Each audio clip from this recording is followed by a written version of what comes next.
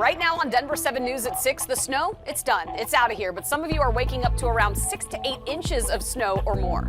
I'm tracking conditions here in Arvada. Aurora is waking up to some of the worst conditions in the metro. And we're monitoring as Denver digs out. A fresh blanket of snow is covering the metro. We're under a Denver 7 Weather Action Day, helping you prepare for the day. Team coverage to help you stay safe and avoid trouble on the roads starts now. Yeah, and let's take a live picture right now from our Denver 7 roof camera here at Spear and Lincoln. You can see that blanket of snow all over.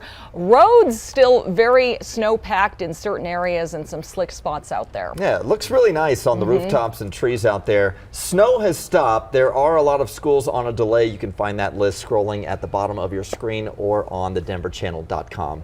That will certainly help the traffic volume this morning. Some of the roads are not great. No, it's better than the last storm. Yeah. But there still are a lot of areas of snow cover, and so it's still very slick, and people are going to feel comfortable with the conditions, go a little bit faster, and get into more overly rest. confident. Yes. Yeah. Yeah, my girls tried to get the ice cubes in the toilet and the spoon under the pillow a little too late. Too late. Didn't work, girls. Just a delay. Just a delay. Right now, you are going to find, though, it's cold out there. Take a look at some of the snow that we saw. Genesee coming in at the top of the list, just under 9 inches. Arvada, 7 inches. Same thing there in Edgewater. Boulder, 5. And officially just under 4 inches out at the airport there at Denver International. Now, you can see how fast it moved out. We had sunshine yesterday, a few hours of snow, and now skies are clearing. And once we see some of that cloud cover clear up, you're going to find another sunny drive in areas for that eastbound drive. It's going to be pretty bright again this morning.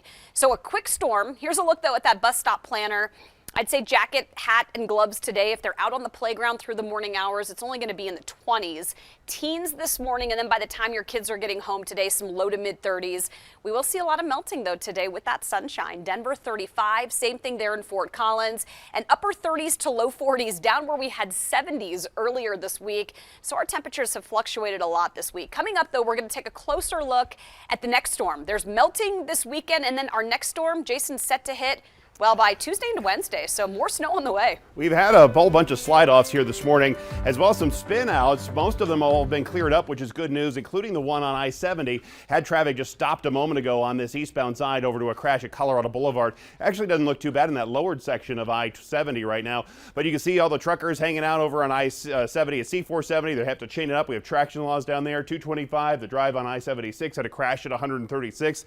That is clear. The other quad split shows you the other conditions around town, including on the other cameras, if you would, up in the Boulder area right now, and you can still see some snow cover even across downtown Denver and out in Golden. Take a look at the overall drive, and still some slower spots here this morning with speeds for the most part in the 40s. I was comfortable going at about 50 miles an hour, but then again, there was nobody else on the road when I was driving in at 3 o'clock, so it really isn't too bad. Had a Jeep spin out on the eastbound side of I-76 over by Sheridan. They were sitting in the right lane, and the drive to or from the airport really not that bad. It's mostly just wet on Pena and most of the east side of E-470. Over there in Arvada, it's been fairly slick for us, especially through the neighborhoods. Veronica Acosta is out there checking out some of the conditions. She was over in Old Town and now made your way over to 72nd and Pierce. So what was Wadsworth look like? What does some of the neighborhoods roads look like?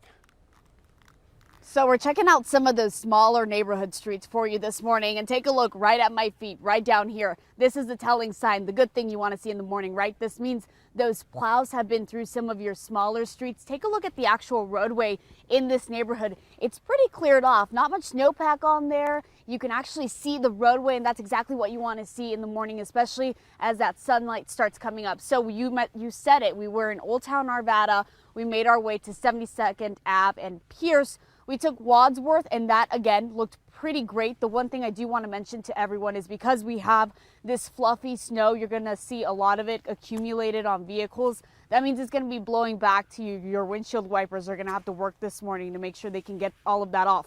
Wadsworth looking good. We took 72nd. That also surprisingly looked really good, but we have seen a lot of plows out this morning, both those larger plows on the highway as well as those smaller city plows. So we did take I-70 from Denver to Arvada. If at any point you're planning on hopping on those highways, the good news is at least that portion of it looked really good for us. And we're going to keep making our way through Arvada here and keep you updated on how those roadways look. Guys. Yeah, always frustrating to get behind that vehicle with a big chunk of snow sitting on the roof. Exactly. All right, thank you, Veronica. From west to east, we want to get to Denver 7's Colette Bordelon in Aurora this morning at Gateway High School off Mississippi and Sable. A lot of snow on the ground there, Colette.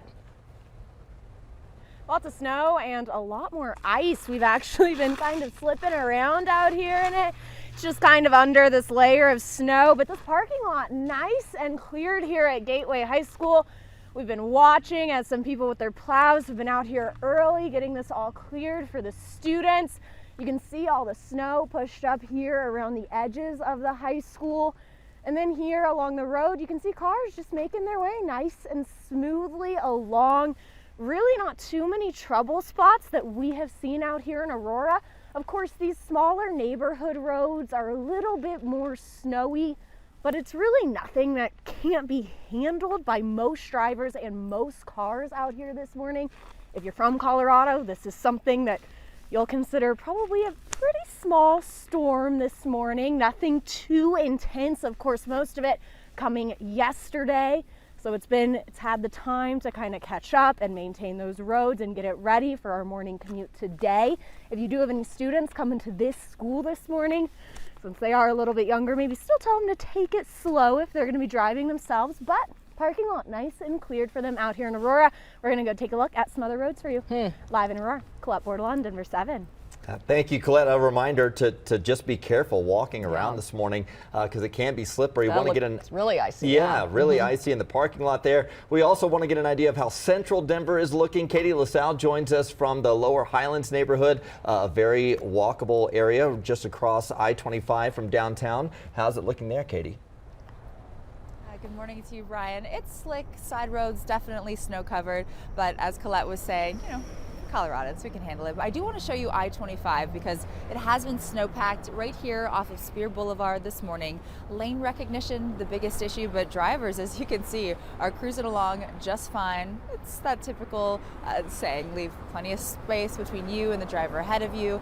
Appropriate tires, really driving around when the snow was actively falling last night. Snow tires, my best friend out here on days like today. And this morning, if we can come back here and show you what it looks like on the side streets, we in Metro Denver picked up around 2 to even 6 inches of snow accumulation in a fast amount of time yesterday. As Lisa was mentioning, skies will clear, so sunshine, a little melting, the plows will come through and that'll help, but you definitely want to have your windshield wiper fluid handy for today and bundle up. It's only in the low teens right now. I have as many layers of clothing as I could possibly fit under this Denver 7 jacket, and it's still quite chilly. But reporting live in Denver for now, I'm Katie LaSalle for Denver 7. Let's send it back to you. All right, thank you, Katie. We also want to check the flight status out of DIA. So far, there are 59 cancellations and 22 delays to report. Not terrible, but just check your flight status before you head out to the airport. The storm has also moved east, and it is affecting other parts of the country as well.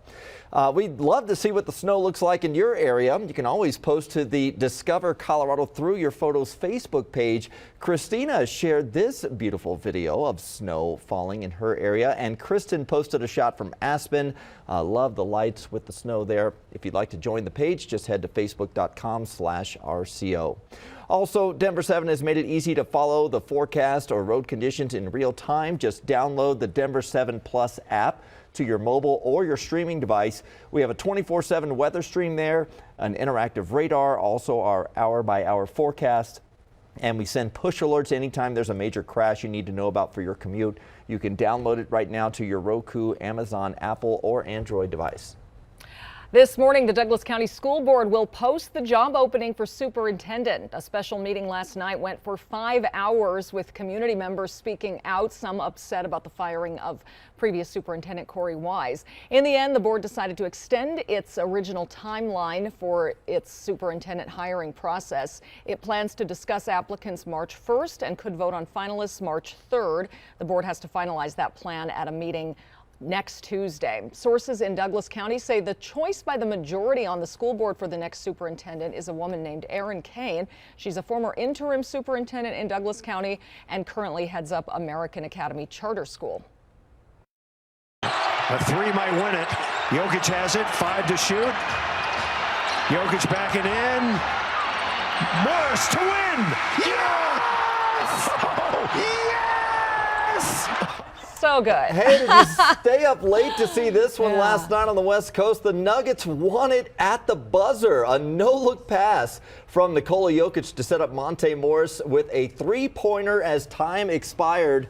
and they go wild on the court there. Gave the Nuggets a 117-116 win over the Warriors, who are one of the leaders in the Western Conference. It happened a few seconds after Steph Curry had just made a bucket with about 6 seconds left. Yeah, these are the moments, yes. The Nuggets have now won 3 straight. They are off until next week for the All-Star break. Jokic will play in Sunday's All-Star game in Cleveland.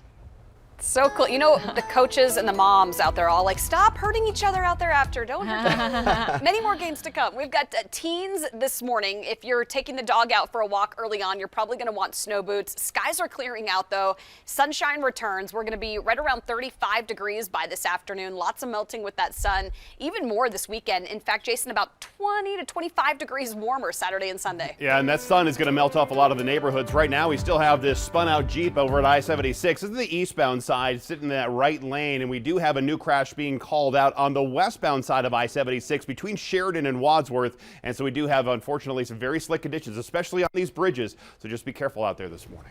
If you thought nearly $4 gas was bad, experts are warning we could soon be paying $7 a gallon at the pump. What is driving up the prices? Plus, apparently the odds are in the Broncos' favored for Aaron Rodgers to become their next quarterback, what one sportsbook is now predicting.